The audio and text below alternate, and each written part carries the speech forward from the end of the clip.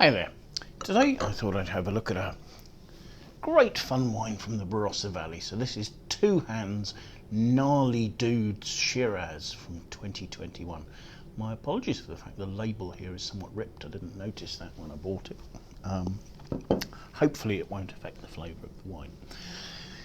The name Gnarly Dudes evidently comes from the Cohen Brothers film, The Big Lebowski, where the eponymous hero refers to himself as the dude. He says nobody calls him Lebowski, he's the dude. And it's referencing the gnarly old vines that you find in lots of plots within the Barossa Valley. These wonderful old, twisted, thick-trunked bush vines, low yielding, producing some fabulous fruit.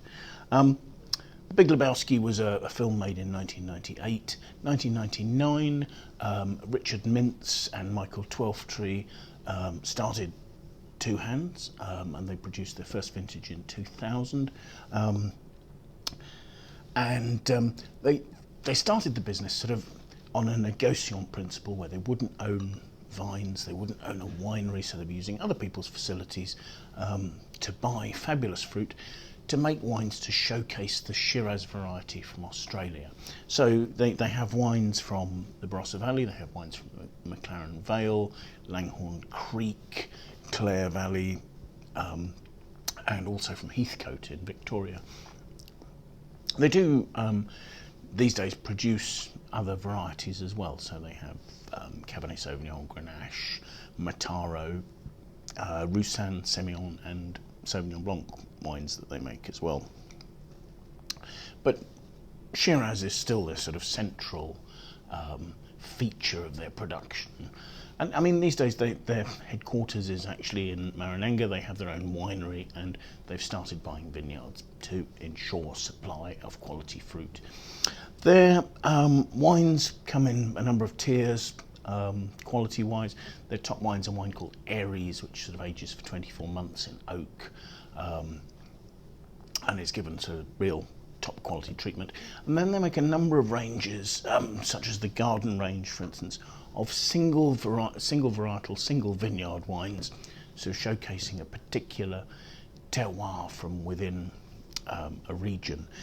The picture label that Gnarly Dudes is part of is a much more high volume production, lower price, and I'm assuming is a blend of a number of different vineyard plots. There's nothing indicating that this is a single vineyard wine. The assumption from the fact that it's called Gnarly Dudes is that this is a wine made from fruit from old Shiraz vines, growing in the sort of the deep red clay soils that are typical for the Barossa Valley.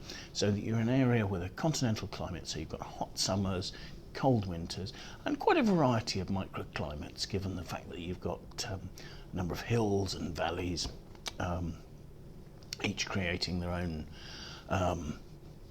zones of temperature through the year. Assuming that this is made from old vines, you can say they're likely to be unirrigated. Old vines in this part of the world are on their own rootstocks because there's been no phylloxera in this part of South Australia. Picking will be by hand. If they're bush vines, you'd need to do that.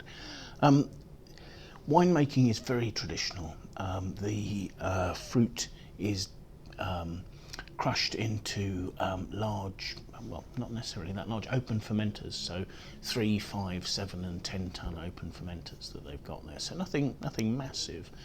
And at the peak of fermentation, they'll be pumping the juice from the bottom of the vat over the cap of skins to extract from that 3 times a day, so you've got quite a warm fermentation and quite a bit of extraction going on there, but quite gentle extraction in that situation.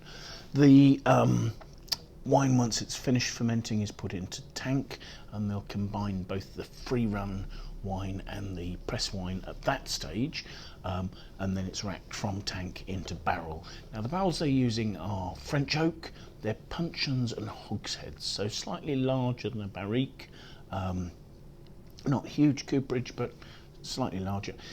As I say, French oak, and 13% of that is new. So there will be an oak influence, but I think that's more a style designed to emphasise the beautiful fruit that you're getting with the Shiraz there. So let's have a look at the wine, shall we?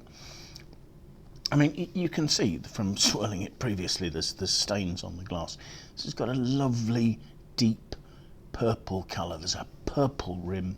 It's not quite opaque, but it is very darkly pigmented. So let's have a look at the aromas there.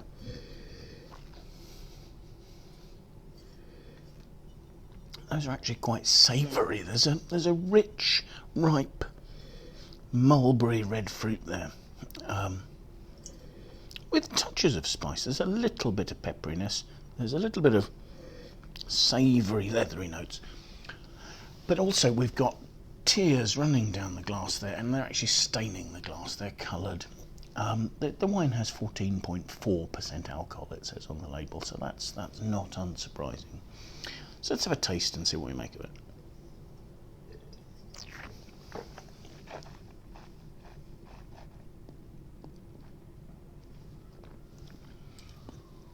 On the palate, that's lovely and rich, and you've got that forward mulberry fruit.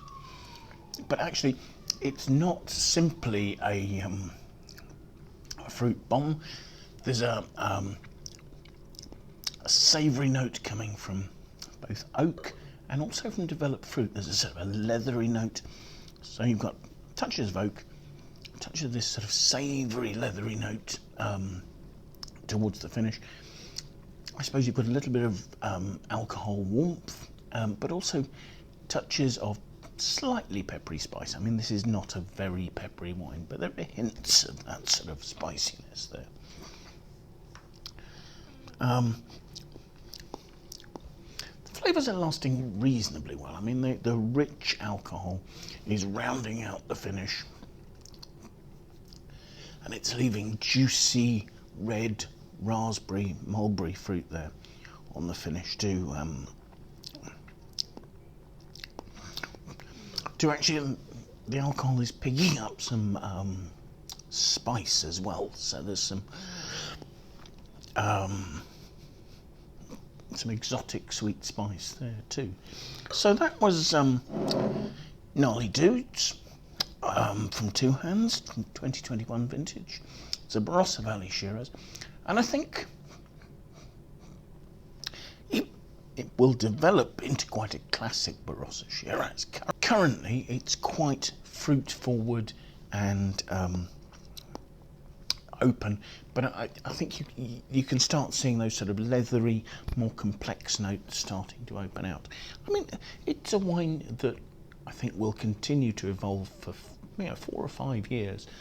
Will become more of that sort of savoury, spicy style that will work really nicely with big, rich meat dishes, particularly. I mean, I think of bloody steak. I think of things like rich meats like ostrich and kangaroo that have plenty of flavour that this would work against, and the sort of the juiciness of the fruit would complement that. So relatively full-bodied, relatively complex, and likely to evolve. I hope you find the video interesting. I hope you'll be able to follow us on YouTube, but most importantly, I do hope you'll join us again soon, won't you? Bye now.